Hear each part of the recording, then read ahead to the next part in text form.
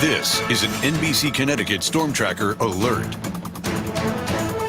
Good afternoon, everyone. I'm NBC Connecticut meteorologist Anthony Carpino. We've been keeping a close eye on those storms that have been firing up through the afternoon. Now, we've gotten some damage reports, especially for areas near Granby, going through Simsbury as well. So I wanted to take you guys through what we've seen so far this afternoon. We're going to talk with Jeremy Chen, and he's live out on the ground and seeing some of that damage. We're live on our streaming platforms as well as Facebook. So if you have any questions about what we've seen today, feel free to answer that. We'll answer those questions for you, doing our best here. So I have my phone with me, and we'll be able to walk you through everything. This is a loop at radar, what we've seen so far today. Those storms worked their way from the Waterbury area, Southbury, where we've gotten some damage reports there, and then got a little bit closer to the Hartford area, just missed downtown, and went further off to the north. Now, we wanted to go through the actual radar here. So there's Simsbury, there's Highway 202. Watch that cell as it works its way further to the north. You see that area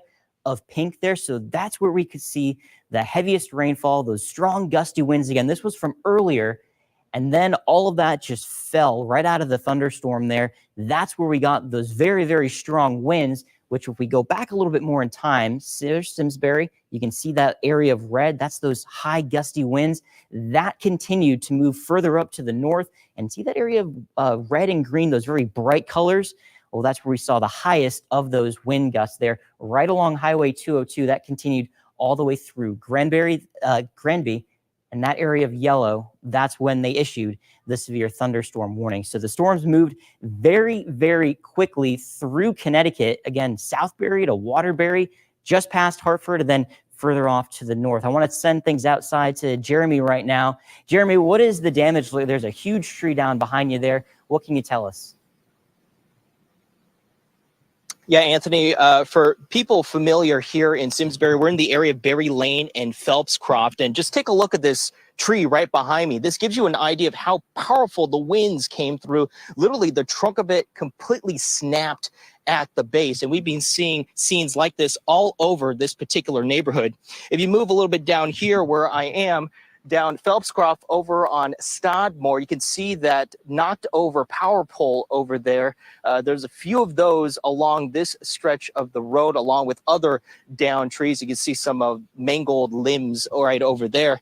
And then further up here on Berry Lane, you can just see this entire street completely blocked by all those trees that just fell over there. What you can't really see is actually a car that's a little bit camouflaged in there that somehow did not have its frame plowed through by those trees right over there. We're told the person is completely okay, but a scary scene for that person right over there. And we've been talking with neighbors all around this neighborhood here in Simsbury. As far as they are telling us, they haven't heard anyone hurt or anything like that at this point. We do see firefighters here in the area assessing all of the damage. Of course, we're going to continue to keep you updated on air and online if we do learn about anything else. I'll send it back to you, Anthony.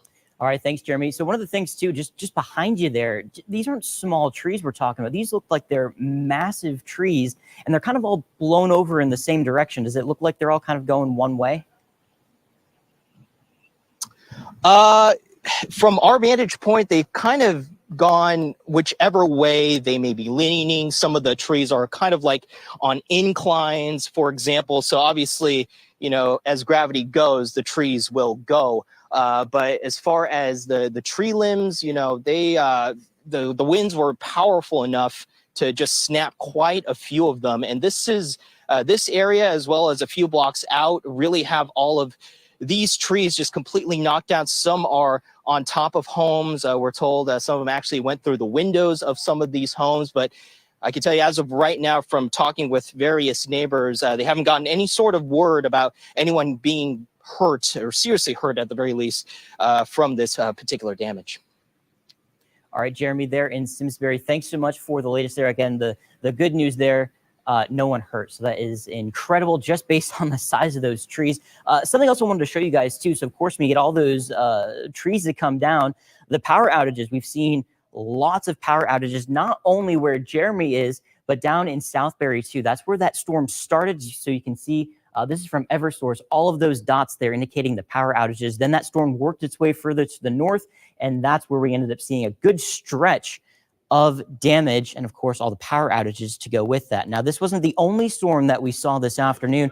Just east of the river, going through South Windsor and then eventually up into East Windsor, Ellington, and then just outside of Summers, we're also getting some power outage reports there as well. And we had a decent little storm move through there. Gusty winds with that as well. I wouldn't be surprised if we got additional reports of some trees down near South Windsor, and again, pushing up toward East Windsor, as well as in Ellington. Now, the reason we've seen just these storms bubble up is thanks to all of that humidity. We have dew points right now that are currently into the mid 70s, 77 for a dew point in Chester, as well as in New Haven, a dew point of 75 in Bristol, and then Windsor Loch slightly cooler after that rain moved in. But very humid conditions across Connecticut. We have temperatures that are still into the 90s from Chester to Meriden.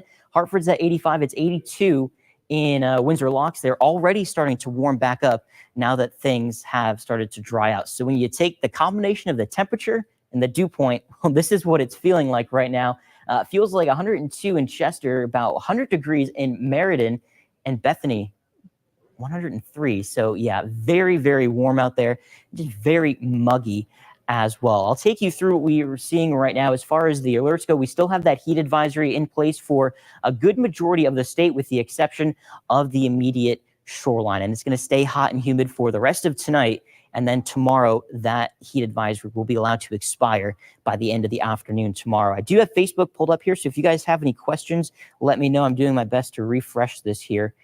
Take you through that downburst that we saw. Again, this was a downburst, not a tornado. So that is good news there for sure. But we still had those gusty winds that moved through with that thunderstorm, caused all of those trees to fall. That's some of the pictures you saw from Jeremy there.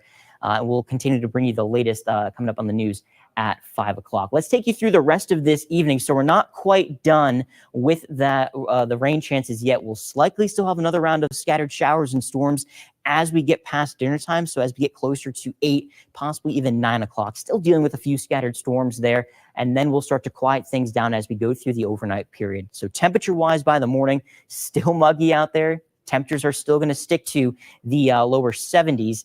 And then as we go through tomorrow, well, we're going to heat things right back up. And then there'll be the chance for another round of some scattered storms. I think tomorrow, if you have any plans from sunrise all the way through about midday or 2 o'clock in the afternoon, I think you should be okay.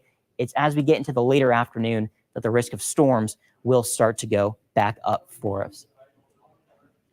Okay, so we have a Facebook question. When will the humidity break? Well, unfortunately, the humidity is going to stick around for us for a little bit. So we have to get through this weekend. We'll have a slight chance at seeing the humidity drop for us as we get closer to Monday, but then it starts to work its way right back up for us. So as we get into August and the first full week in August, well, it's still going to feel like August, unfortunately, for us here. Sunday morning, temperature-wise, mid-70s, 7:30 in the morning, so still dealing with that mugginess, unfortunately, there. And then as we push through Sunday afternoon, well, there you go. There comes that boundary. That will tend to cool us down a little bit as we go through early Monday morning. It could drop the humidity, but not by a whole lot.